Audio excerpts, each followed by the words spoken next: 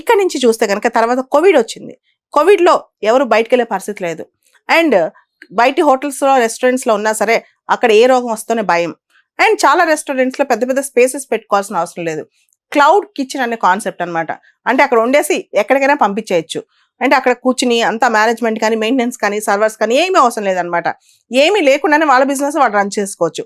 ఒక పక్కన రెస్టారెంట్స్కి ఒక విన్ సిచ్యువేషన్, స్విగ్గీకి విన్ విన్ సిచ్యువేషన్ అనమాట. ఇద్దరికి విన్ విన్ సిచ్యువేషన్ అనమాట. సో ఇటువంటి బిజినెస్ ఈ రోజున దాదాపు 3 lakh రెస్టారెంట్స్ భారతదేశం మొత్తం కనెక్ట్ అయిపోయింది.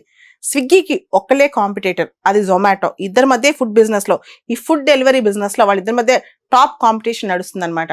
స్విగ్గీ జనరల్గా బెంగళూరు బేస్డ్ సంస్థ అయితే జొమాటో గుర్గావ్ బేస్డ్ సంస్థ. ఈ రెండింటి మధ్య కాంపిటీషన్ ఉన్నా సరే స్విగ్గీ ఇప్పుడు యూనికార్న్ కంపెనీగా చేయటం విత్ ఇన్ నో టైం చేసేయచ్చు.